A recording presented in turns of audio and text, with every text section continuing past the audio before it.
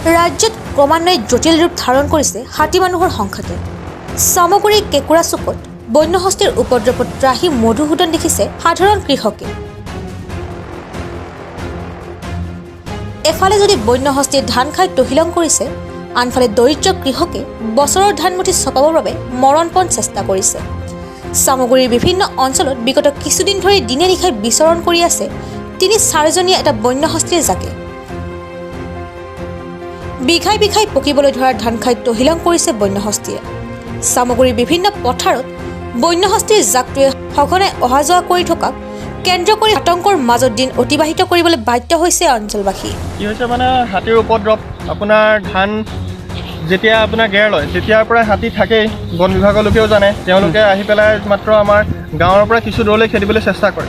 বন বিভাগৰ লোক কম, তেওঁলোকেও ইমানখিনি কৰিব পৰা নাই। আমি চৰকাৰক অনুৰোধ জনাওঁ, দাবী জনাওঁ যে চৰকাৰে অধিক বন বিভাগৰ নিয়োগ কৰিব লাগে। সুপৰিকল্পিতভাৱে হাতী কোনোবা এটা অঞ্চললৈ লৈ যোৱাৰ চেষ্টা কৰিব লাগে, কাৰণ এই অঞ্চলত দুখীয়া ৰাইজে খেতি কৰে। আধা বিঘা এবিঘা মাটি মানুহৰ থাকে, এজন মানুহৰ। গতিকে তেওঁলোকেতো খাবলৈ এৰি দিব নোৱাৰে।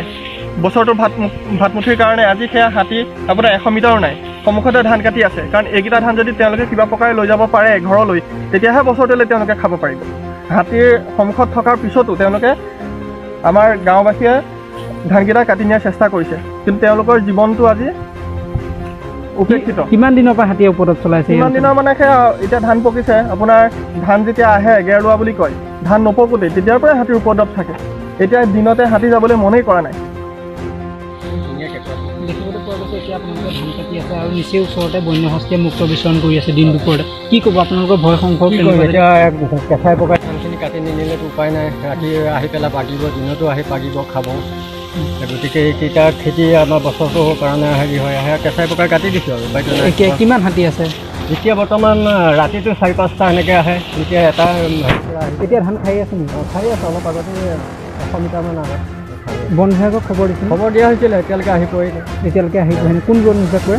এইটো উদমাৰী, চামগুৰি উদমাৰী বন বিভাগ।